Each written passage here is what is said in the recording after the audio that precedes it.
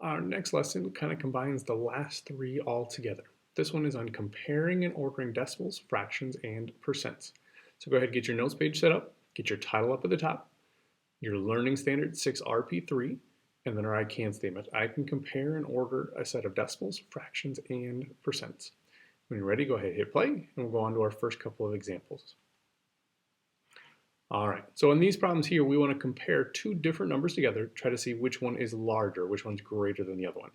The problem is they're in different forms. One's a fraction, one's a decimal or a percent, and sometimes it can be tough to tell the difference between them. So a good rule of thumb, what we want to jot down in our notes is the easiest way to compare all of these together is to change them to the same form, the same type of number. And a good choice is just to change them all to decimals. That one seems to work the easiest. It's the easiest to turn a decimal or a percent into a decimal. It's easier to turn a fraction into a decimal than any of the other forms for us. So get that jotted down and let's try these together. So 3/4 and 0.7. Hopefully 3/4 is one of those that's starting to come to mind. 3/4 is really 0.75. We want to compare that to 0.7. Notice down here, we want to make all of our numbers have the same number of decimal places. So that way, just because something is a longer number doesn't make us think that it's a larger number. So I'm going to add in an extra 0 at the end of this number.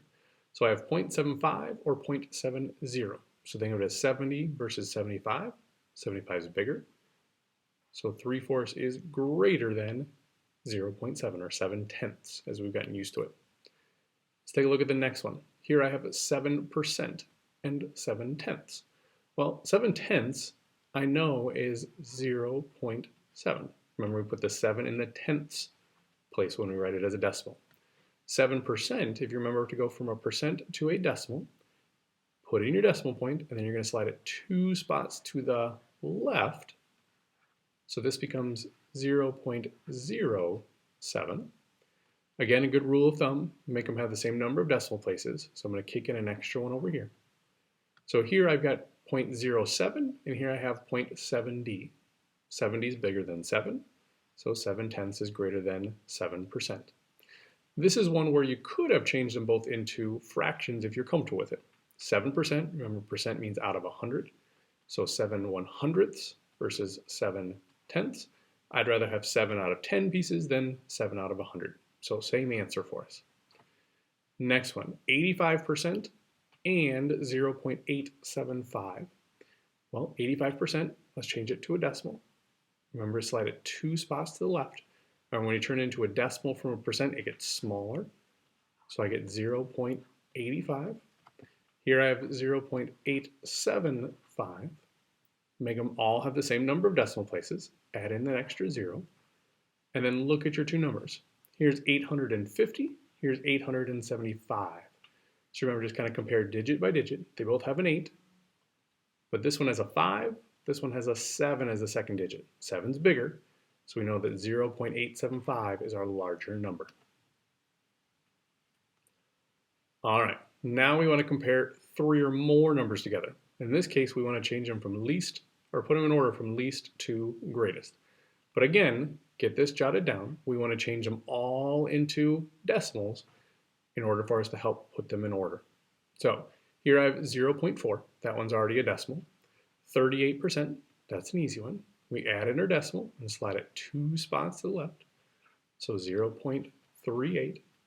For 5/8, you might remember that one. That's one that we did on our little green sheet the other day. But if not, remember we can always do our division problem. Numerator on the inside, 5 on the inside, divided by 8. Goes in 0 times, so I have to add my decimal and my 0 to keep dividing. 8 goes into 50 6 times, which is 48. Subtract to get 2, got to bring down another 0. 8 goes into 22 times, which is 16. Subtract to get a 4, bring down another 0. 8 goes into 40 5 times. So 5/8 is equal to 0.625. I'm going to get rid of some of my busy work here to give myself some space. And remember what we said. Write all your decimals to have the same number of decimal places. So I'm going to add in 2 zeros here. I'm going to add in 1 here. And then we want to put them in order from least to greatest. So the smallest one first. Well, 0.3 is smaller than 0.4, 0.6. So 38% is going to go first. My next one is my 4/10, 0.4. And then my largest one is this 0.625. So that's my 5/8. So I put them in order from least to greatest by turning them all into the same form, all turning them into decimals. So let's try this last one, then we'll be done. 55 hundredths, 1/2. Hopefully by now you realize 1/2 is 0.5. 48%, remember add in your decimal point, and then you slide it over 2 spots to the left. Remember when it turns from a percent to a decimal, it gets smaller. Here we had our 0.55. And then 5/7. We know when you're dividing by 7 it's probably going to be pretty ugly, but we don't know what it is, so we're going to have to do a quick division problem. So remember, numerator on the inside, denominator on the outside. So I'm going to put 5 on the inside, going to divide by 7. Remember, we're going to have to add that decimal because we know it's going to go in there. 7 goes into 5 0 times, so we add our 0 after our decimal. 7 goes into 50 7 times, which is 49. Subtract to get a 1, bring down my 0. 7 goes into 10 1 time, subtract 7, get a 3, bring down another 0. 7 goes into 30 4 times.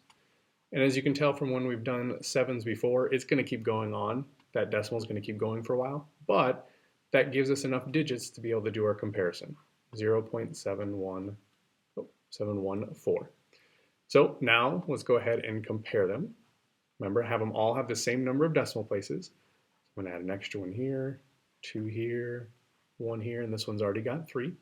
And then we look to compare them digit by digit, which one's smaller. Well, this one has 4 in the 10th place, so that's going to be my smallest. So 48%.